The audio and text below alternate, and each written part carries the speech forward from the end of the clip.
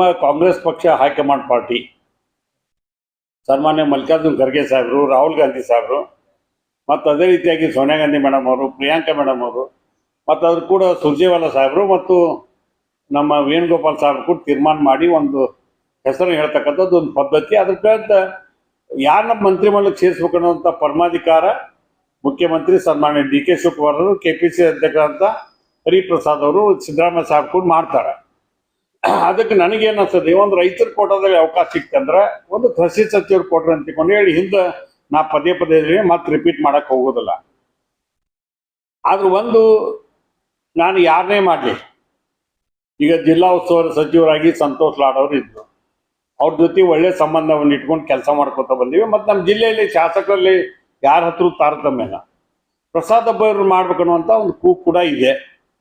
ಅವ್ರಿಗೆ ಅವಕಾಶ ಸಿಕ್ಕರು ನಾನು ಅಷ್ಟೇ ಸಂತೋಷ ಪಡ್ತೀನಿ, ನನಗೆ ಮಾಡಿದ್ರು ಕೂಡ ಅವರು ಅಷ್ಟೇ ಸಂತೋಷ ಪಡ್ತಾರೆ. ಅಂದ್ರೆ ಒಂಥರ ಹೊಂದಾಣಿಕೆ ರೀತಿಯಲ್ಲಿ ಬೇರೆ ಜಿಲ್ಲೆಗಳು ಬೇರೆ ಕಡೆ ಸಂಪ್ರದಾಯ ಇದ್ದಾಗ ನಮ್ಮಲ್ಲಿ ಯಾವುದೇ ಡಿಫ್ರೆನ್ಸ್ ಇಲ್ಲ.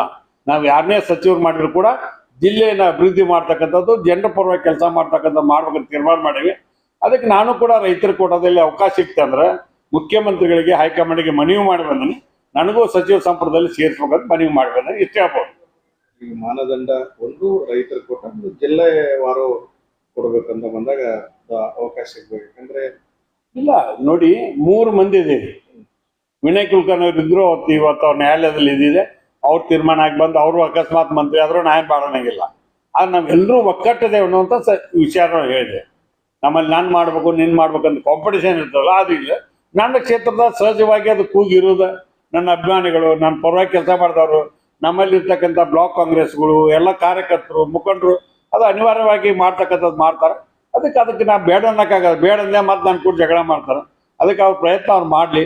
ಆದರೆ ಇವತ್ತೆಲ್ಲ ನಿನ್ನೆ ಕೂಡ ಮಾಡಿದರು, ಉಪಮುಖ್ಯಮಂತ್ರಿಗಳಾಗಿ ಜಮೀರ್ ಅಹಮದ್ ಅವ್ರು ಮಾಡಬೇಕು, ಕೋನ್ ರೆಡ್ಡಿ ಅವ್ರು ಸಚಿವರು ಆಗ್ಬೇಕು ಅಂತ ತಿಳ್ಕೊಂಡು ಹೇಳಿ ನಿನ್ನ ಅಡ್ಡಿಗಿರಿ ಏನು ಮಾಡಾರ.